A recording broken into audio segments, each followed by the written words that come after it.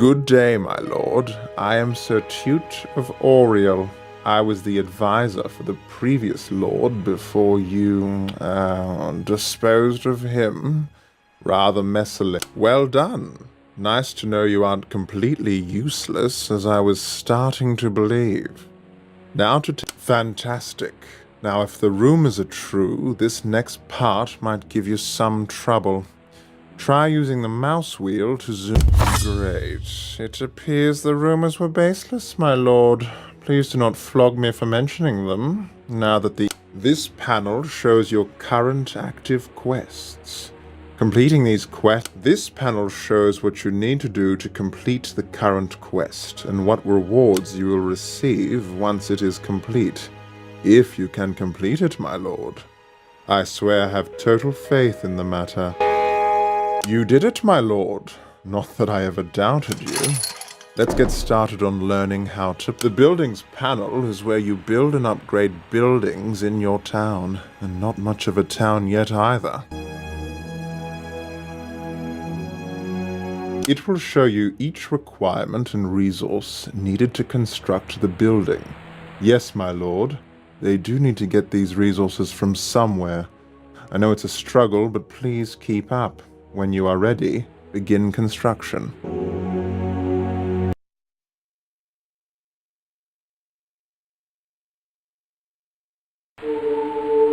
Brilliant. You continue to astound with your completion of basic tasks, my lord.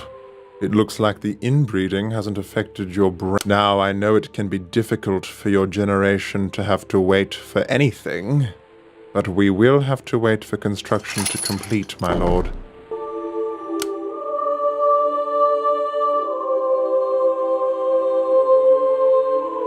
Excellent work. Now let's train some blind. Here you will see a list of all the units available for your current keep level. Oh, that doesn't look very impressive yet, my lord. More units will become available as you upgrade your town. The selected unit panel contains information about each unit and their cost. Different units will need different resources and may require different building upgrades. Some people are just so needy. No, my lord, it was purely a coincidence I was looking in your direction. Now it's time to train some militia.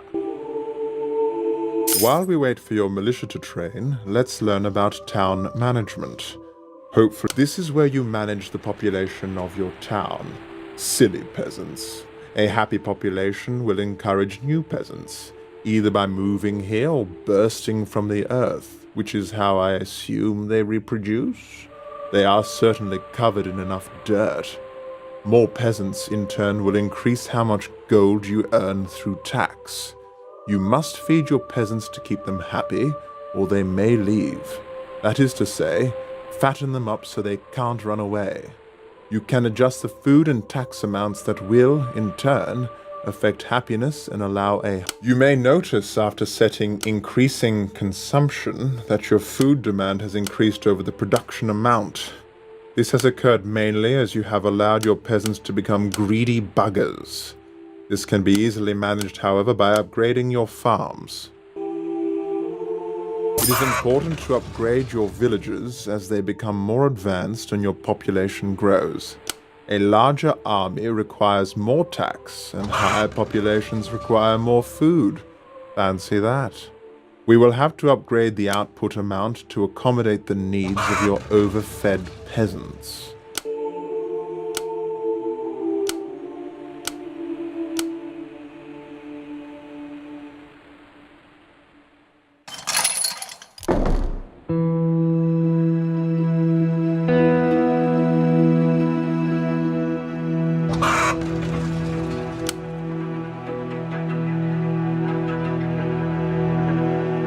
Here you will see some information about... There are 5 types of resource. Now it's time to create an army.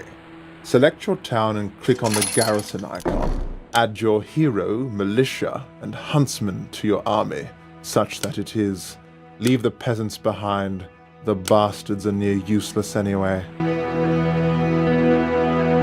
With your new army selected, click on the bandit party, more dirty bastards, marked with the arrow. This will commence attack orders. Remember to speed up time to reduce waiting time for your impatient self. When interacting with other factions, you will have a few options. Not all. You always get a chance to see the consequences of your actions first. Though I imagine even with this extra insight, you... Welcome to the battle scene. You will be spending a lot of time here, my lord. Surprise. Pressing the 1 key, select during the battle. It is wise to keep your units separated to avoid ranged unit fire, so I assume you'll probably forget this as soon as I say it. Line formation allows you to move your units into position as far apart as you choose. With your low-born archers selected, right-click and drag a line and then release the right mouse button. You may want to keep your units in a sorted formation, so they are neat, like peasants rarely are. Select your entire army by left-clicking and dragging a box around it.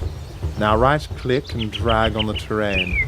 At the same time as the right mouse button, hold down the left... My lord, the enemy army has appeared across the map from your army.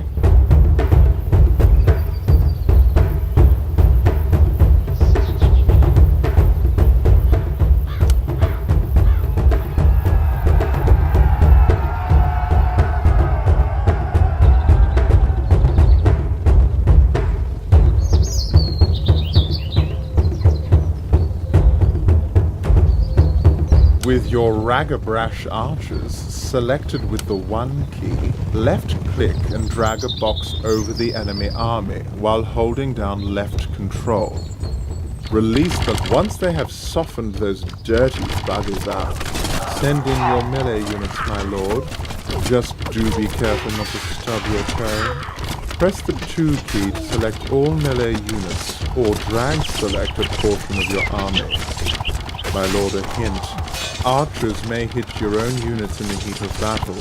You can force them to melee attack only by pressing M while they are selected to prevent friendly fire.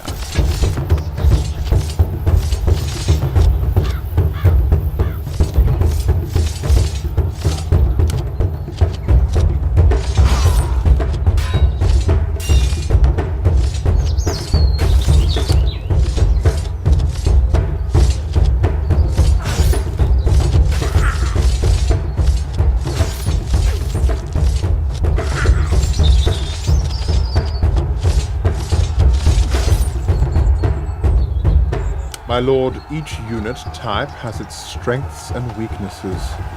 Not unlike your stunted intellect, unless it stops you feeling pain, I suppose. You can learn about these when training your units. Use the terrain and weather to your advantage.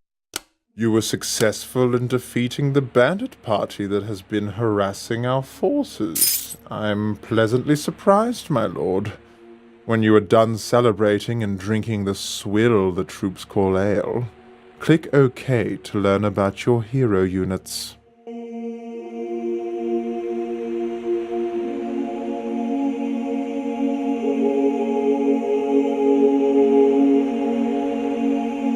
You may have noticed when the Heroes button has here is a list of all. This is where you can assign whatever available skill points you might have earned to upgrade your hero's abilities. And assigned your... Now it's time to besiege a castle.